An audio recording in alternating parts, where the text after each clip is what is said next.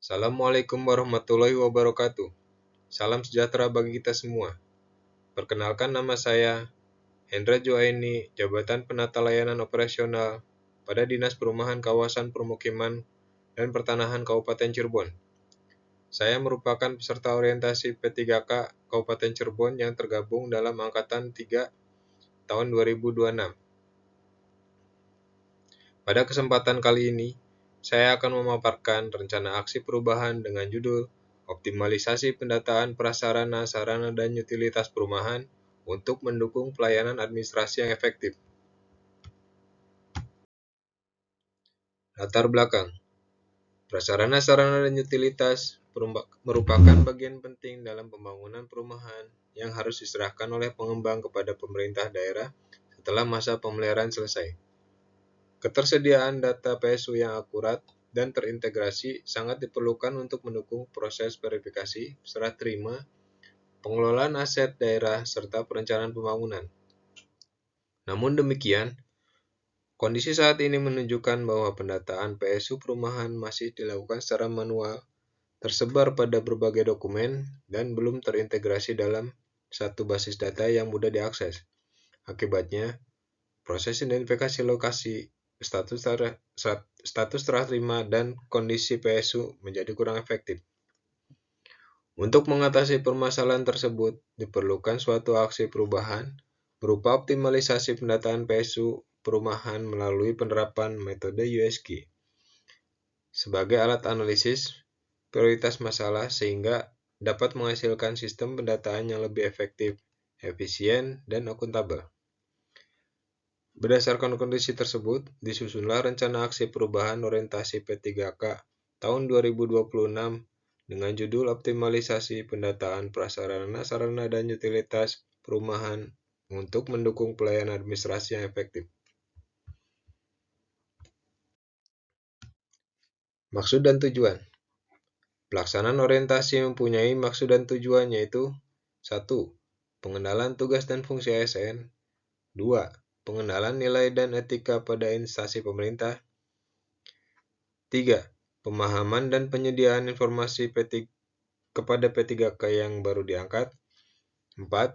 Diharapkan mampu mengaktualisasikan nilai-nilai dasar ASN berakhlak, serta dapat melaksanakan tugas yang menjadi kewajibannya dalam melaksanakan program pemerintah di unit kerjanya.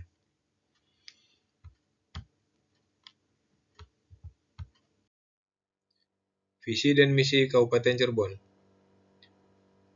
Visi pemerintah Kabupaten Cirebon yaitu terwujudnya Kabupaten Cirebon yang inovatif, maju, agamis, dan aman. Dengan misi 1.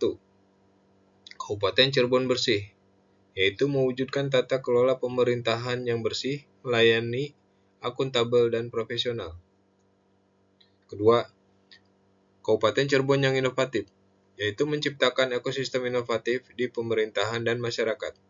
Ketiga, Kabupaten Cirebon maju, yaitu menciptakan masyarakat modern yang tidak meninggalkan jati diri, adat, dan budaya. Keempat, Kabupaten Cirebon agamis, yaitu menguatkan toleransi antar umat beragama sesuai dengan keyakinan para pemeluknya. Kelima, Kabupaten Cirebon aman, yaitu menciptakan lingkungan yang asri, aman, dan nyaman.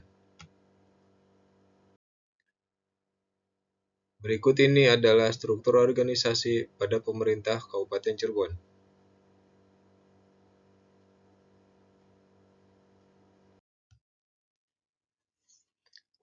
Manajemen Kepegawaian dan Penilaian Kinerja P3K. Dalam Undang-Undang Nomor 5 Tahun 2014 Pasal 23 bahwa pegawai ASN wajib, yaitu 1.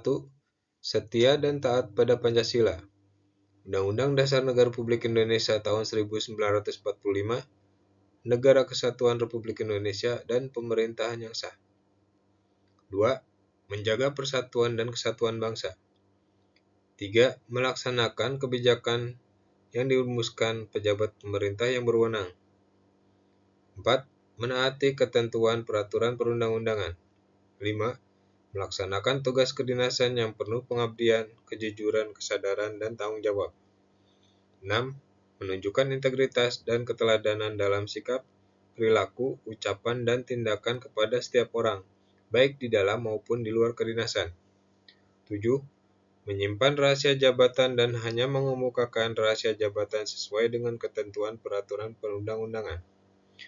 Dan yang kedelapan, bersedia ditempatkan di seluruh wilayah negara Kesatuan Republik Indonesia. Dalam Rensra Dinas Perumahan Kawasan Permukiman dan Pertanahan Kabupaten Cirebon, sasaran strategisnya yaitu meningkatnya kualitas perumahan, kawasan permukiman, serta pengelolaan pertanahannya tertata. Dengan indikator kinerja yaitu 1. Kualitas perumahan, 2. Penanganan kawasan permukiman kumuh, dan 3. Fasilitasi bidang pertanahan.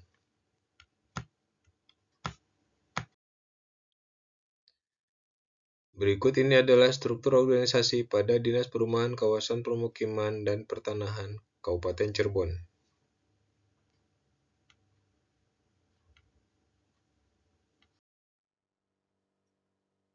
Tugas pokok dan fungsi P3K. Tugas pokok dan fungsi P3K teknis adalah mengoperasikan, mengelola, dan menata kelola layanan teknis. Selain itu, P3K teknis juga bertugas mendukung administrasi perkantoran, pemerintahan, dan pelayanan publik.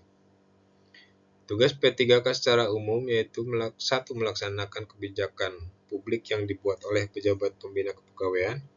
2. Memberikan pelayanan publik yang profesional dan berkualitas. 3. Mempererat persatuan dan kesatuan negara Kesatuan Republik Indonesia. 4. Menaati dan melaksanakan kebijakan publik yang disusun oleh pejabat kepegawaian.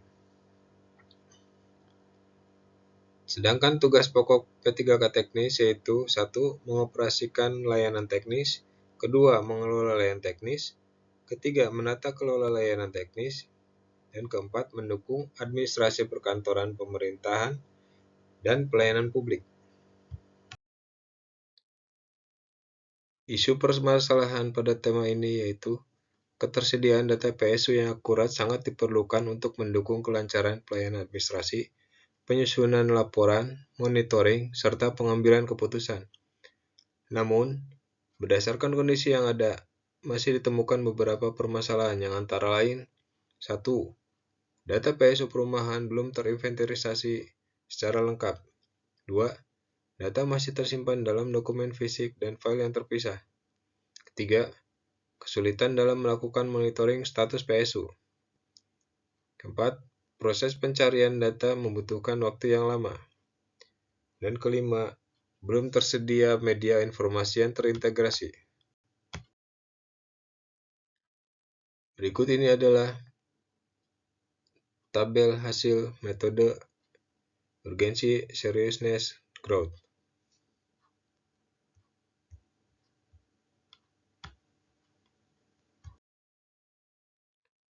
Berikut ini adalah rencana kerja pada bidang perumahan, khususnya pada kegiatan melaksanakan program peningkatan prasarana-sarana dan utilitas. Dengan tujuan kinerja yaitu penyediaan prasarana-sarana dan utilitas perumahan. Dengan indikator pencapaiannya yaitu jumlah lokasi perumahan yang disediakan oleh PSU dengan waktu perolehan selama 1 tahun. Yang kedua, verifikasi dan penyerahan PSU perumahan dari pengembang. Dengan indikator pencapaian yaitu jumlah laporan hasil serah terima PSU perumahan yang terverifikasi dari pengembang. Waktu perolehannya yaitu selama 1 tahun. Yang terakhir yaitu bagian penutup. Kesimpulan, implementasi aksi perubahan ini meliputi 1. Identifikasi dan inventarisasi seluruh data PSU perumahan. 2. Analisis prioritas pendataan menggunakan metode ISG. 3. Digitalisasi data PSU melalui basis data elektronik. 4. Penyusunan peta sebaran PSU. Dan 5. Penyusunan laporan perkembangan pendataan secara berkala. Keberhasilan aksi perubahan ini tidak hanya mendukung tertib administrasi dan pengelolaan PSU perumahan, tetapi juga menjadi dasar yang kuat dalam pengambilan keputusan, perencanaan pembangunan, serta peningkatan kualitas pelayanan publik pada Dinas Perumahan Kawasan Permukiman dan Pertanahan Kabupaten Cirebon. Demikian pemaparan rencana aksi perubahan yang dapat saya sampaikan.